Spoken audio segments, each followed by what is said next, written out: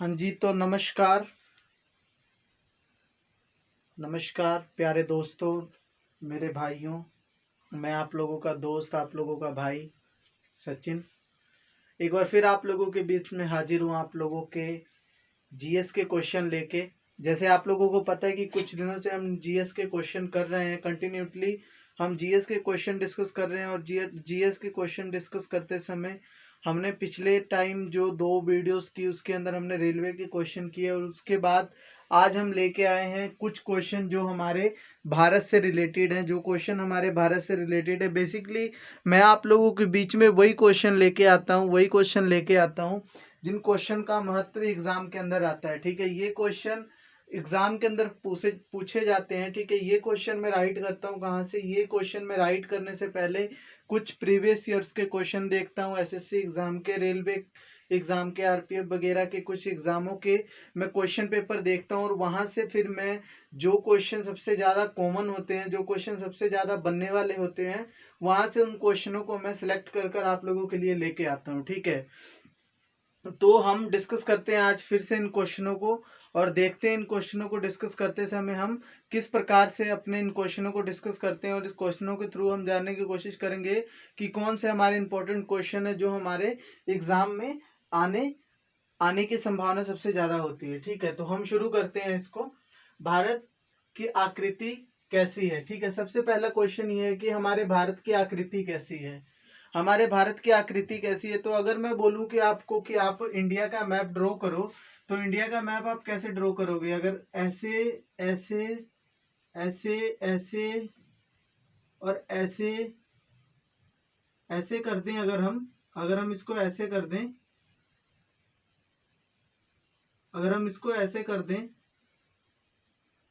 अगर हम इसको ऐसे कर दें, तो ये थोड़ा सा इंडिया के जैसा बन गया ना मैप। ये थोड़ा सा मैप इंडिया की तरह बन गया है ना, जैसे हमारा इंडिया का मैप है वैसे थोड़ा सा मैप आप देख रहे हो, थोड़ा सा मैप तैयार हो गया है। तो अगर हमारा मैप ऐसे तैयार हो, तो इसका मतलब क्या है कि हमारे इंडिया का जो आकार है वो कैसा है?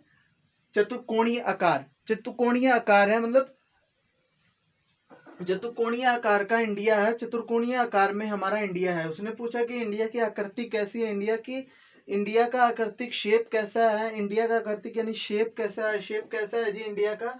हमारे भारत का शेप जो है चतुर्कोणीय शेप है। ठीक है जी, ठीक है। सबसे बड़ी जनजाति कौन सी है हमारे भारत के अंदर एट द प्रेजेंट टाइम? कौन सी जनजाति है जो सबसे बड़ी है ना? कौन सी जनजाति बेसिकली एसटी को बोलते हैं, एसटी शेड्यूल्ड ट्राइब को। तो हमारे भारत की सबसे बड़ी शेड्यूल्ड ट्राइब यानी जनजाति कौन सी है जी? जनजाति हमारे भारत की सबसे बड़ी जनजाति है जी गोंड जनजाति। गोंड जनजाति कहाँ पाई जाती है जी? गोंड जनजाति पाई जाती है मध्य प्रदेश के अंदर। मध्य प्रदेश के अंदर गोंड जनजाति की संख्या जो है वो सर्वाधिकतम ज्यादा कहाँ पे है जी? मध्य प्रदेश में है। और ये गोंड जाति जो है सबसे बड़ी एसटी कम्युनिटी है हमारे इंडिया के अंदर। ठीक है जी। सर्वाधिक राज्यों की सीमा से छूने वाला कौन सा राज्य है? ठीक है जी। अब बात हो रही है कि ऐसा कौन सा राज्य है हमारे भारत का, ऐसा कौन सा स्टेट है, ऐसे कौन सा स्टेट है जो अपने आसपास के कई स्टेटों की बाउंड्रियों को टच करता है। मींस एक स्टेट है वो कई स्टेट्स की बाउंड्रियों को टच करता है। तो इसमें हमारा आंसर है जी उत्तर प्रदेश। उत्तर प्रदेश है जी, जो आठ राज्यों की बाउंड्री को टच करता है। ठीक है, 8 राज्यों की बाउंड्री को हमारा उत्तर प्रदेश टच करता है। सबसे ज्यादा यही टच करता है उत्तर प्रदेश, ये 8 राज्यों की बाउंड्री को टच करता है। ठीक है जी। समुद्र तट से लगे हुए राज्यों की संख्या कितनी है? अब हमारे देश के अंदर, हमारे भारत के अंदर कितने ऐसे स्टेट हैं जो समुद्र के तट से लगे हुए? समुद्र का तट समझ रहे हैं आप? जैसे समुद्र का तट ये यहाँ पे है ना अपना भारत। अब यहाँ पे जल है, यहाँ पे जल है। ठीक है, यहाँ आप लोगों को पता है यहाँ तो ऊपर लैंड रूट है, बट यहाँ पे जल है। तो यहाँ पे आप लोगों को पता है तमिलनाडु वगैरह हो गया, ठीक है ना, मुंबई वगैरह हो गया, गुजरात वगैरह हो गया, दमन दीव हो गया। ठीक है, इधर हम लोग आते हैं तो वेस्ट बंगाल वगैरह हम लोग चले जाते हैं। उसके बाद आंध्र प्रदेश वगैरह की तरफ थोड़ा सा हम मूव ऑन करते हैं, तो हम वहां पे भी थोड़ा सा जलीय क्षेत्र की तरफ चले जाते हैं। ठीक है, तो ऐसे कितने राज्य हैं हमारे पास? टोटल हमारे पास 9 राज्य हैं जो तट से लगते हैं, जो कोस्टल पोर्ट्स हैं, जो कोस्टल एरिया कोस्टल स्टेट है, वो हमारे पास कितने हैं जी प्रेजेंट टाइम में? 9 स्टेट हैं। ठीक है जी, 9 स्टेट है, 9 राज्य हैं जो समुद्र तट से लगते हैं। ठीक है, सबसे प्राचीन पर्वत कौन सा है? अब बात हो रही है जी सबसे ओल्डेस्ट माउंटेन। सबसे ओल्डेस्ट माउंटेन्स कौन सा है इसमें? सबसे ओल्डेस्ट माउंटेन है जी अरावली पर्वत। अरावली पर्वत, अरावली पर्वत जो है जी हमारा, ये सबसे ओल्डेस्ट माउंटेन है भारत का। भारत का सबसे ओल्डेस्ट माउंटेन है अरावली पर्वत, अरावली पर्वत। ठीक है, उसके बाद पूछ रहा है कि सबसे नवीन पर्वत कौन सा है, मतलब सबसे जवान पर्वत, सबसे नया पर्वत कौन सा है? सबसे जवान और सबसे नया पर्वत कौन सा है? तो सबसे जवान और सबसे नया पर्वत है हिमालय पर्वत, हिमालय पर्वत, हिमालय पर्वत। ठीक है जी, भारत का कुल क्षेत्रफल कितना है? अब बात हो रही है कि हमारे भारत का ये इंटायर इंटायर अगर हम इसको यहाँ से कैलकुलेट करते हैं, यहाँ से ये सारी चीजें कवर करते हुए, ये सारी चीजें कवर करते हुए हमारे भारत का एरिया टोटल कितना है? तो ये जी 32,87,263 वर्ग किलोमीटर, 32,87,273 वर्ग किलोमीटर। ठीक है, 32,87,263 वर्ग किलोमीटर। ठीक है, क्षेत्रफल की दृष्टि से कौन सा स्थान है हमारे भारत का? हमारे भारत का क्षेत्रफल की दृष्टि से कौन सा स्थान है? जनसंख्या की दृष्टि से पहले नंबर पे है, जनसंख्या की दृष्टि से फर्स्ट नंबर है, और क्षेत्रफल की दृष्टि से ये 7th नंबर पे है, यानी 7वें नंबर पे है। ठीक है जी, उसके बाद भारत में सबसे ज्यादा वन क्षेत्र कहाँ पर पाए जाते हैं? अब हमारे भारत के अंदर सबसे ज्यादा वन क्षेत्र यानी जंगल, फॉरेस्ट वगैरह या वन क्षेत्र कहाँ पे है? तो सबसे ज्यादा वन क्षेत्र हमारे यहाँ पे है जी मध्य प्रदेश के अंदर। आप इसको कोरिलेट कर सकते हो 2 और 9th क्वेश्चन को आप कोरिलेट करके देखोगे तो आप क्या देखोगे कि जो एक गौड़ जनजाति है, ये बेसिकली एक जनजाति है ना, जनजाति। जनजाति हम उनको बोलते हैं जो जंगलों में रहते थे। अभी के टाइम में, पिछले के टाइम में जिनका संबंध जंगलों से था, जिनका संबंध वन से था, उनको हम लोग बेसिकली क्या बोलते हैं? जनजाति बोलते हैं। तो अगर जनजाति की संख्या मध्य प्रदेश में ज़्यादा है तो इसका मतलब फॉरेस्ट सबसे ज़्यादा कहाँ पे होगा जी? मध्य प्रदेश में होगा। ठीक है, विश्व जनसंख्या दिवस कब मनाया जाता है? अब सवाल आ रहा है जी विश्व में जनसंख्या दिवस कब मनाया जाता है? जनसंख्या दिवस कब मनाया जाता है जी? 11 जुलाई को, 11 जुलाई को जनसंख्या दिवस मनाया जाता है। ठीक है, भारत की पहली जनगणना कब हुई थी?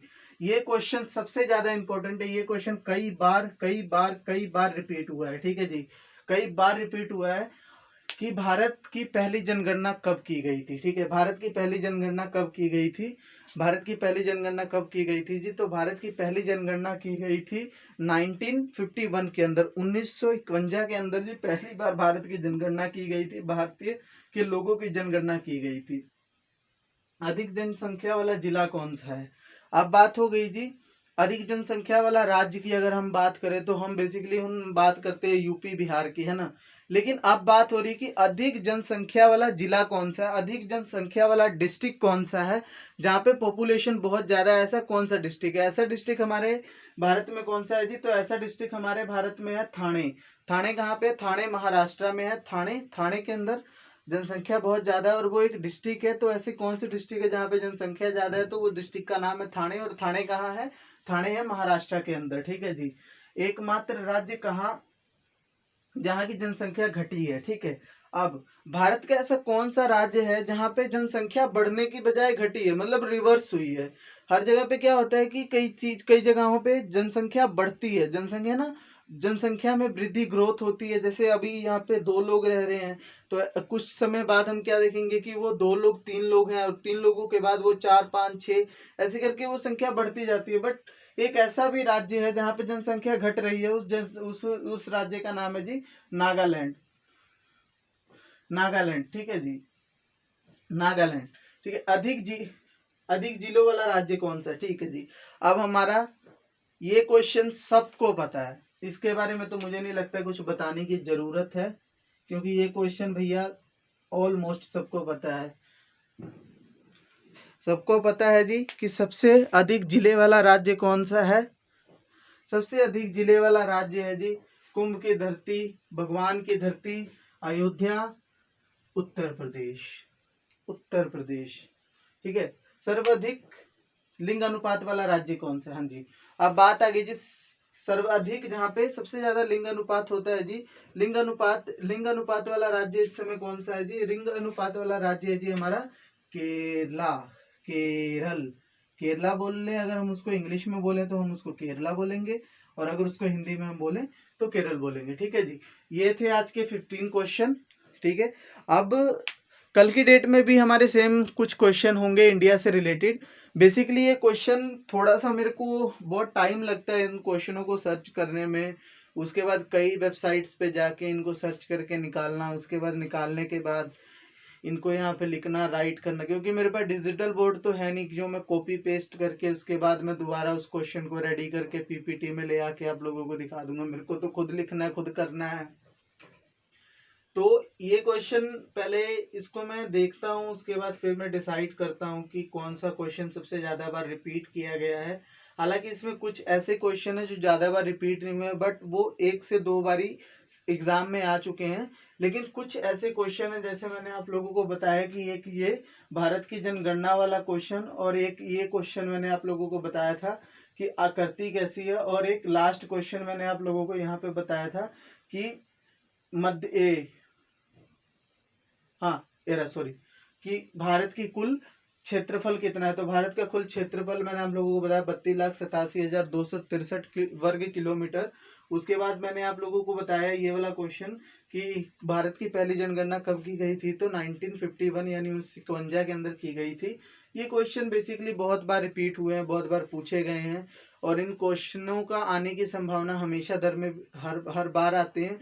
बस बेसिकली इनके अंदर चीजें ये होती हैं कि थोड़ा सा क्वेश्चन को पूछने का तरीका बदलते हैं, थोड़ा सा क्वेश्चन को पूछने का तरीका बदलते हैं। अगर वही क्वेश्चन एसएससी पूछ लेता है तो वही क्वेश्चन आपसे यूपी या अदर स्टेट के एग्जाम नहीं पूछेंगे, है ना। स्टेट एग्जाम मतलब पीएससी वगैरह, इसमें आप लोग ज्वाइन मत कीजिएगा। वनडे एग्जाम की बात हो रही है।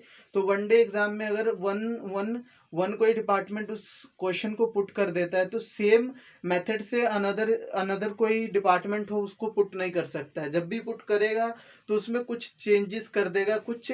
अब जैसे उसने कुछ चेंजेस कर दिया, अब उसने आपको खुद बोल दिया कि हमारे जो इसका है वो चतुर्कोणीय आकार में है, हमारा भारत चतुर्कोणीय आकार में है, उसने खुद बोल दिया। अब वो आपसे ये पूछ सकता है कि चलिए आप मुझे ये बताइए कि ये चतुर्कोणीय आकार में हमारा गुजरात किस साइड है।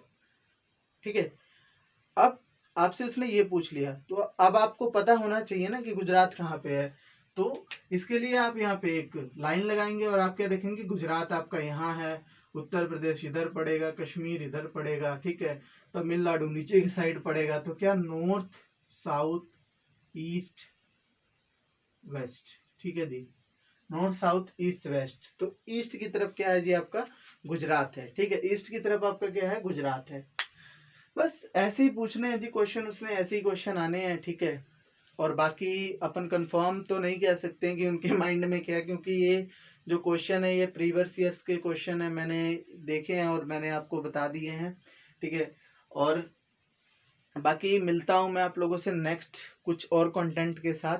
एग्जाम रिलेटेड ऐसे कंटेंट आते रहेंगे, और मैं कुछ दिनों में इंग्लिश के भी कुछ क्वेश्चन लेके आऊँगा, जैसे वोकेलरी हो गई, और उसके बाद कुछ ग्रामर्स के टर्म हो गए जो एग्जाम के अंदर बार बार रिपीट होते हैं। उन सब चीज़ों को हम डिस्कस करेंगे, उन सब चीज़ों को हम जानेंगे। और प्लीज़ आप लोग मुझे सपोर्ट कीजिए, मुझे आप लोगों की सपोर्ट की ज़रूरत है। तो हम मिलते हैं नेक्स्ट में। Okay, bye.